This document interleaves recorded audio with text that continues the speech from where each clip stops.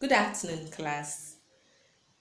We are here again for RME. We have RME this afternoon, and our reference book or the book we are using for our lesson today is Flamingo: Religious and Moral Education for Basic 4.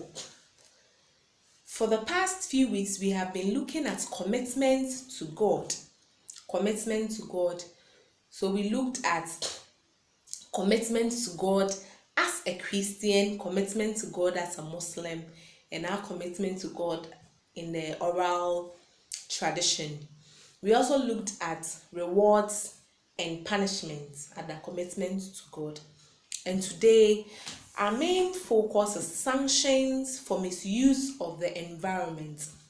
Sanctions for misuse of the environment. And you can find this on page 39 of your textbook. Now, in our lower classes, we learned about what the environment is, and we know that the environment is made up of all the things around us. All the things around us. We know the environment is made up of natural things and then artificial things. We know the natural things are the things made by God, and examples of these natural things are we human beings. We have the water bodies, the forest or vegetation, the air we breathe in, mountains, rocks, and other things. And then when we come to the physical environments, they are the things that are made by man. And we have the building, the chair, the table, roads, exercise books, pens, pencil, and so on. We can mention a whole lot of them. Now, our focus today is how to cater or to take care of or not to misuse this environment, because the environment is very, very important to us. We depend on the environment for sustenance. We depend on the environment to live or to survive. So we don't have to destroy it, but then we have to keep it clean. The air we breathe in, the water we drink, the building we live in, and all that are from the environment.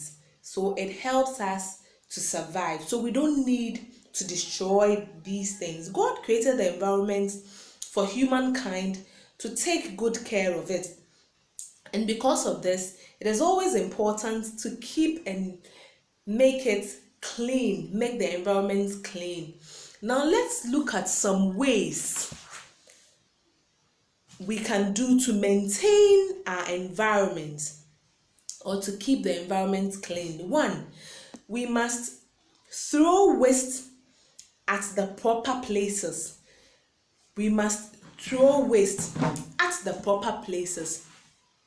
Whenever we make any waste at home, we have to make sure we dispose it off at the proper places. We don't litter around indiscriminately. When we do that, we destroy the environment. We also have to clear bushy areas. We desealed gutters or drain. We don't have to put things or waste into gutters so that it will be choked. The moment it happens, so it breeds mosquitoes. And when it breeds mosquitoes, we know the end result. We end up having malaria and then becoming sick. We also need to plant trees, because trees are very good for the environment. When it comes to breathing, it has a medicinal importance. We use the bark of trees to make medicines. It provides us with shelter. Our exercise books or textbooks are made from wood or trees, so we need to take care of them. We need to sweep our compound, our rooms, and all that to keep the environment clean. Now, some taboos on the misuse of environment. Taboos are things that should not be done in a particular community. Now, when you go to certain communities, there are, let me say, rules and regulations, things that you don't have to do in the community. When you do them, they are seen as taboos or bad. So examples of these are, when you come to the Gans or Greater Accra region, you are not supposed to go for fishing on Tuesdays. That is their belief. And we need to adhere to that.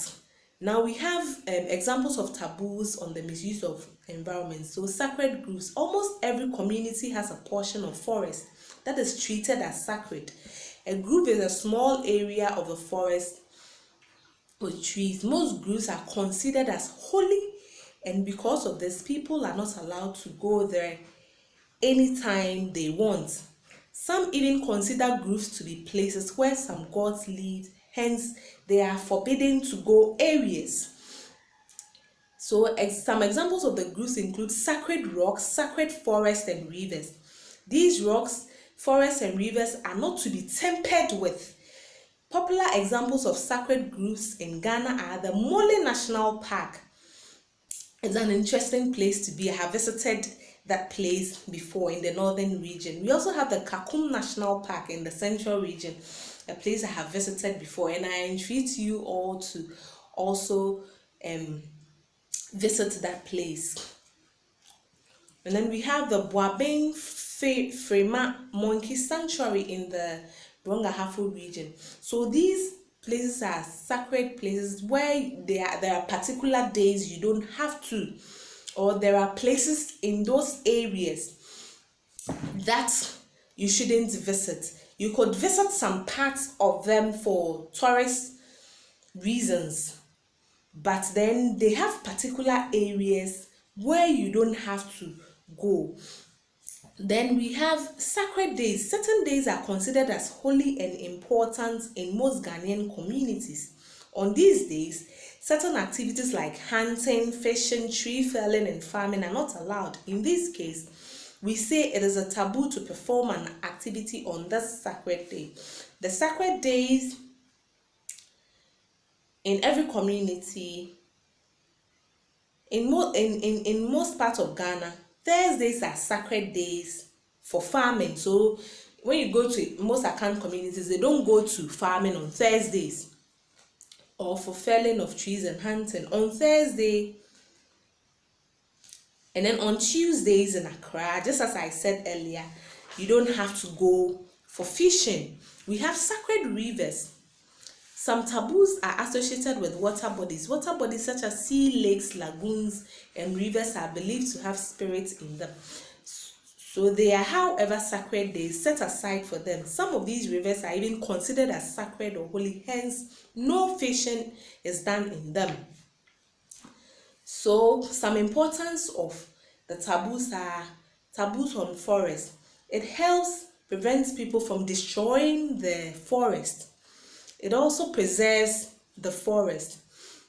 Now, when it comes to taboos on fishing days, it helps people to rest from work, and then the fishermen also use those days to plan ahead. Now, let's look at some sanctions for breaking taboos. When you break these rules and regulations concerning these taboos, you are asked to pay a fine or an amount of money. Sometimes you are even banished from the community. You are sacked or sent away from the community. Now, you also have punishments from gods and ancestors.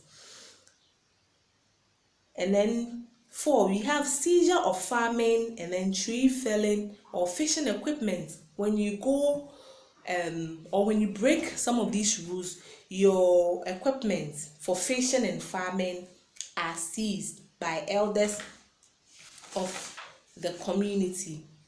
So class, now let's look at some bad effects of distraction and misuse of the environment. It degrades the land, or it destroys the land, which leads to loss of valuable farmland. When the land is destroyed, we can't farm on it again, and you know the end result. It could bring hunger. Now, destruction of the environment also destroys water bodies. Some of these water bodies are treated for us to drink or given to us as potable water, so we don't need to destroy them. Then unhygienic piles of refuse leads to spread of disease. When you go to some of our marketplaces, you see heaps of rubbish or waste piled up there. They all breed diseases or spread diseases. Then pollution of water bodies also leads to disease. So these are some of the things or effects we face. So class, this is the end of our lesson, but then there's an exercise for you on page 45. So you have to answer number 1 to 5, which is self-test 1, and then you answer page 46, 1 to 5 or 6 to 10 as your homework. You have a lovely day, and then see you next time.